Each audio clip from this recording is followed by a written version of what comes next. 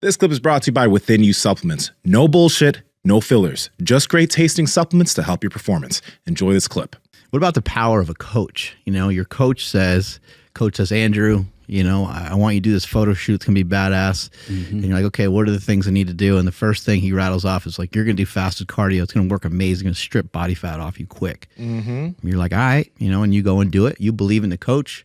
Maybe it's Nsima that tells you. You're like, fucking Nsima's in great shape. I'll try that out. You go and try it out. And because you believe in it, maybe it has exponential little bit more of an effect on you than it might on someone who's like, I don't know about the science on that. You work harder on the cardio because of that. I think that coaches hold a lot of power in that sense. And you know, one thing is, if you're a coach, I would stray away from like speaking in too harsh absolutes against like maybe something that the client's thinking, just because like if you're like, oh no, you can't do that, or that's bad for you, and sometimes certain things might actually be dangerous or stupid, and I get that, but if your client's interested in, I don't know, adding some fasting into what they do, or adding something into their diet that they didn't have before, just maybe try not to speak in too harsh absolutes on like this is not going to work for you. This is bad for you, especially if it's something that's like, there are some people that do it and there are some people that don't. I don't know. You have a lot of influence over somebody when you're a coach. You know? Dan Garner, who's helping me with my marathon prep, I had to kind of like flip the script on him a little bit. He was like, I don't want you running every day. And so I called him and we talked about it. And I said, I want you just to reframe how you think about running every day. Let's just make it a positive. Like, let's just say that a new study showed that when you run every day, it causes exponential growth, that it works out great. And he's like, I didn't really think of it that way. I was like, so I'm not getting rid of it. Like, I'm going to run every day. It's like part of what I'm doing right now. So I was like, just think of it as an advantage. And he was like, got it. Okay. So he's implementing it. Like, he'll give me days where the running is way, way backed off. There might be a day where the running's crazy, and there might be another day where the running's way backed off, but I still get to do what I want to do, which is to run every day. I have a question. Do you think, because Dan Garner is super intelligent, yes, right? He is. Do you think anybody else could have said that to him and he would have been like, huh? Because I'm like, I picture just a client saying that to him, like, Dan, I want you to reframe what you think about running every day. He'd probably be like, fuck you, I don't need you as a client. You know what I mean? Yeah. I don't know though. I could be wrong. You know, I think that he'd probably in some cases just push back with the information that he currently has.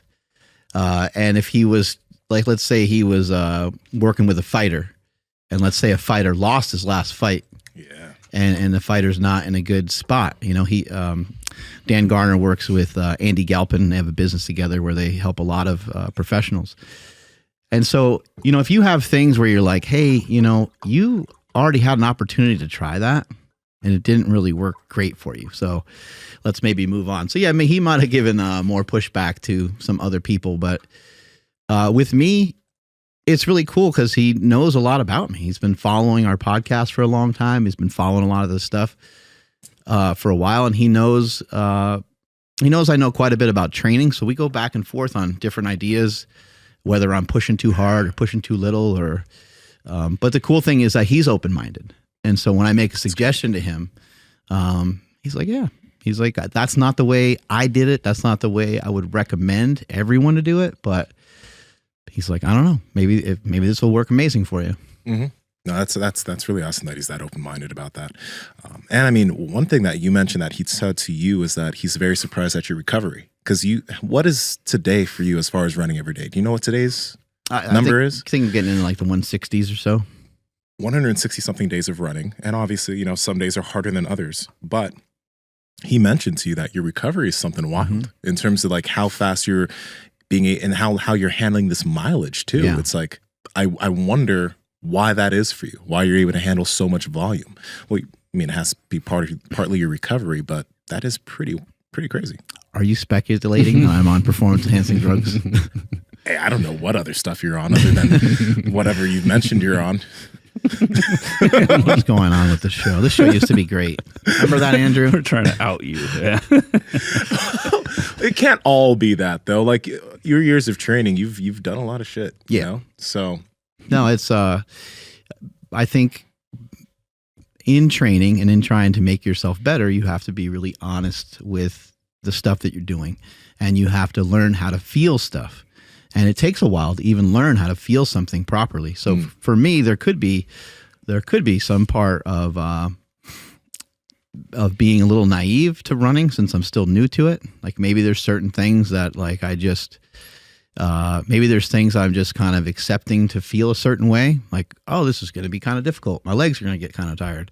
My calves are going to get pretty pumped. But maybe somebody else that hasn't had maybe as much training, even though I'm not really trained in running, maybe they would stop earlier, or maybe they would be afraid to stop. I'm not afraid to stop. Like when I was running today, I found that the days that are calmed down are actually harder than the intense days. It would be like if I told you to act sad, if I told you to cry.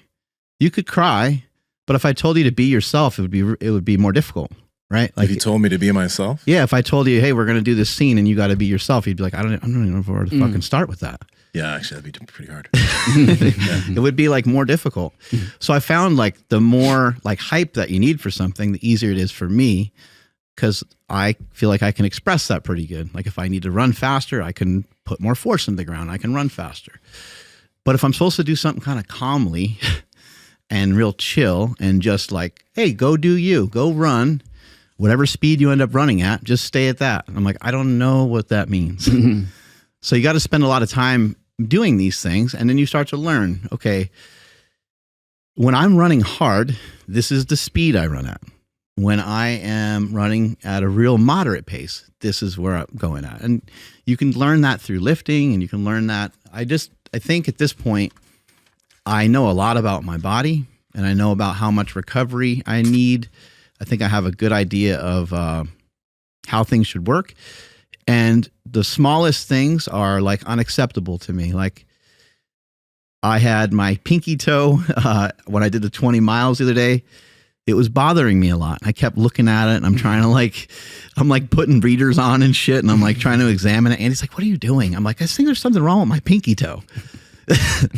She's like, it's a little red. I'm like, is there anything else going on? Is there something wrong with the nail or whatever? Or she's like, no, it's just red. I'm like, okay. And then something happened to the other pinky toe the other day. And the same thing. I was just kind of like looking at it and I'm like, did I fuck something up? Because I don't want to be on a run and I don't want something like being in my head. I don't want something that could have been controllable for me. I could have maybe clipped my toenail. I could have maybe took a little fucking file. I could have put a Band-Aid on it. I could have wore different socks or something. I could have done something ahead of time. To manage that. And same thing with like a calf or something. If I'm running, I'm like, oh, there's something in the calf today. Oh shit. I heard my friend talk about how he hurt his Achilles and he was only a couple weeks out from competition. All right. Well, there's not much I can do about it now. It doesn't hurt bad. I'm not going to hurt I got to be honest with myself. If I'm going to hurt myself, then I need to fucking probably stop. Right. But I feel good. I'm going to be calm and I'm going to get through this workout.